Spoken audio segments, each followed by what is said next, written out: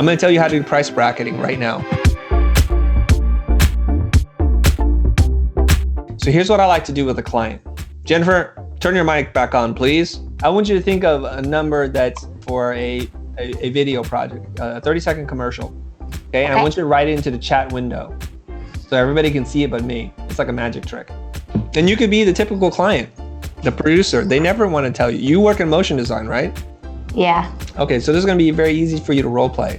I'm going to tell you how to do price bracketing right now. Okay, so here we go. I'm just going to kick it off so we can get this thing done. Okay, Jen, we can do commercials on a number of budgets.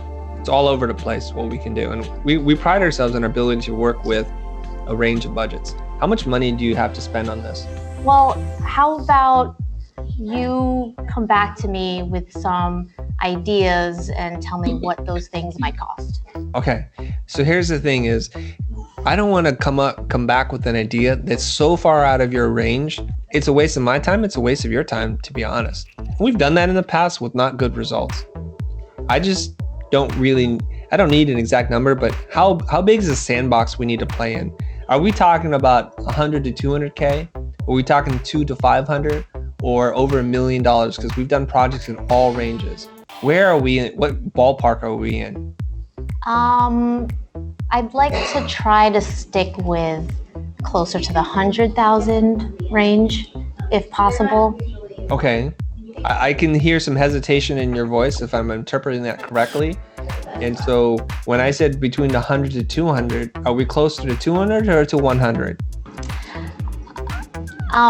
I'd feel more comfortable seeing what we can get in that range before deciding where the budget is.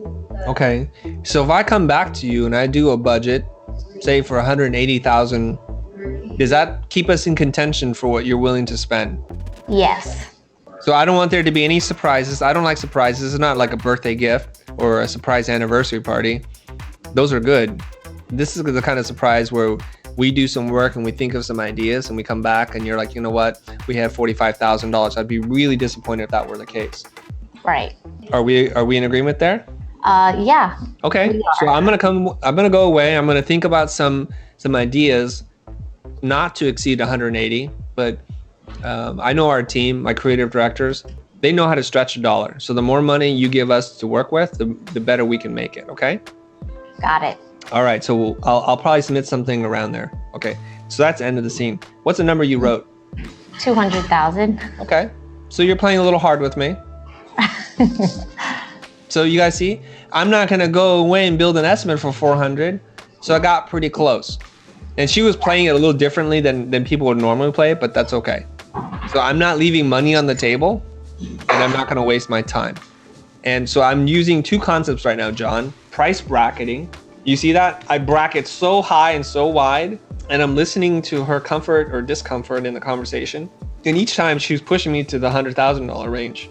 And so I'm going to push back at the higher part of that range. And so we kind of keep moving around. So now I'm in the ballpark. And I also got her to do something, which is to confirm and to somewhat agree to that if I submit this number, that she's not come back and lowball me. Now, if the person is totally unscrupulous and has no morals, they'll say whatever, and they'll say, we went with the lowest bid, it was 30K.